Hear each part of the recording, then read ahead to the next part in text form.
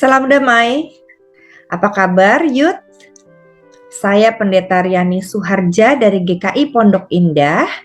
Kita bersama berjumpa dalam Youth for Christ, sebuah renungan yang mengajak kita untuk mencari pesan Tuhan dalam hidup setiap harinya.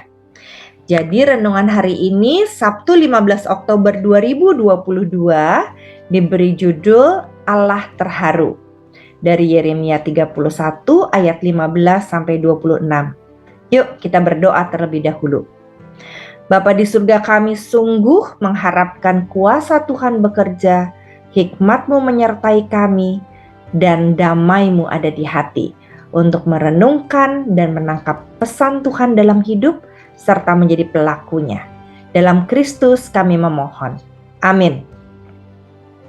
Teman-teman Youth, Sabtu 15 Oktober 2022 mengajak kita untuk merenungkan Allah Terharu, nats yang diambil dari Yeremia 31 ayat 20b.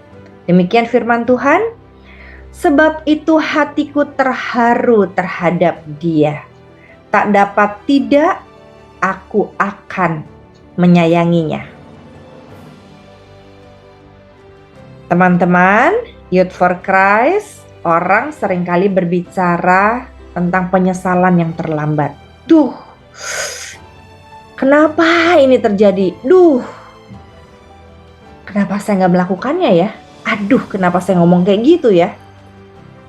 Jika seorang anak durhaka ditinggal orang tua karena meninggal, penyesalan anak itu dinilai terlambat. Jika seorang terciduk mencuri, lalu ia dipenjara, penyesalan pencuri itu pun sudah terlambat. Nasi sudah menjadi bubur juga sudah terlambat, tidak bisa dijadikan nasi lagi. Begitu pula dalam kasus lainnya. Pertanyaannya, benarkah penyesalan mereka ini terlambat atau nggak ada artinya lagi? Dua hal yang berbeda ya. Antara terlambat dan tidak ada artinya lagi. Rasanya ketika penyesalan itu menjadi titik awal bagi hidup lahir baru, Allah pasti akan terharu. Jadi tidak ada kata terlambat, tidak ada penyesalan yang sia-sia. Dalam teks Alkitab hari ini diungkapkan perasaan Allah ketika mengenang umatnya yang sedang menjalani pembuangan di Babel. Tuhan kan melihat nih, umatnya menangis, meratap saat mengalami kekalahan, kehancuran kota, dan pembuangan mereka ke negeri asing. Bangsa Israel meratap, dan ratapan itu disertai dengan pengakuan dosa serta penyesalan atas aib mereka, kesalahan mereka yang besar. Tuhan sangat memahami loh perasaan umat, sehingga Tuhan menghardik mereka. Tuhan terus terkenang kepada mereka dan hati Tuhan merasa terharu katanya terhadap mereka. Tuhan selalu menyayangi mereka dan berjanji akan segera memulihkan keadaan mereka. Ini semua menjadi bukti bahwa rasa sayang Tuhan tidak pernah pudar atas umatnya.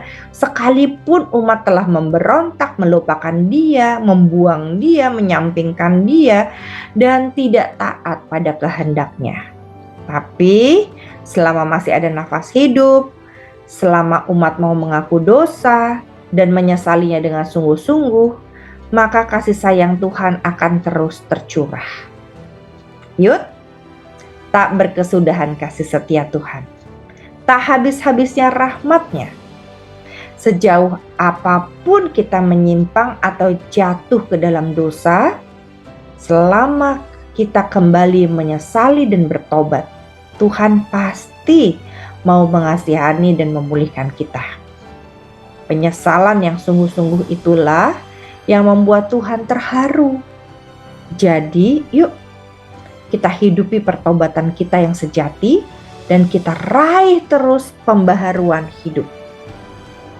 Bukan kesalahannya yang diperhitungkan, tetapi penyesalan, pertobatan, dan hidup baru yang tidak sia-sia. Yuk, bisa yuk kita sama-sama nantikan bagaimana hidup baru kita dipimpin oleh Tuhan. Jadi, jangan sia-siakan hidup kita, lepaskan semua kesalahan dan dosa kita, segera. Mari sambut Tuhan yang mau menerima kita just the way we are. Apa adanya kita. Kita yang sudah berdosa dan penuh kesalahan, Dia akan terima kita. Apapun dan siapapun kita sebelumnya, Dia menyambut kita dengan penuh cinta. Pertanyaan renungan untuk kita, apa sih yang membuat Tuhan terharu dalam teks Alkitab hari ini? Yuk ingat-ingat. Yang kedua, kebiasaan buruk apa ya? Pelanggaran dan dosa apa ya yang kita akan tinggalkan? Karena itu sangat serius kalau kita teruskan. Fatal akibatnya. Yuk kita doakan itu. Biar kuasa Tuhan saja yang menolong kita untuk membebaskan diri, terbebas, terlepas dari kesalahan dan dosa, untuk kembali kepada Tuhan. Mari kita berdoa. Bapa di surga, berikan kekuatan kepada kami untuk kembali kepada Tuhan saat kami jatuh dalam dosa. Mampukan kami untuk melepaskan diri dari dosa di dalam nama Tuhan Yesus. Biarlah kuasa-Mu bekerja, membuat kami dapat hidup bebas dari tekanan dan dosa, dari kungkungan dan kesalahan pelanggaran kami, untuk masuk dalam hidup baru, bebas mengikuti kehendak Tuhan, dan setia kepada Kristus. Pimpin hidup kami ya Bapa, dalam Kristus kami memohon. Amin. Selamat menjalani hidup baru Yud. Allah terharu, Allah tersentuh hatinya saat kita benar-benar mau berbalik kepada Dia yang sudah menanti kita. Tuhan memberkati, dan jangan lupa kirimkan renungan ini ke sebanyak-banyaknya orang agar mereka semua juga mendapat berkat dan diingatkan dari pesan Tuhan. Tuhan memberkati.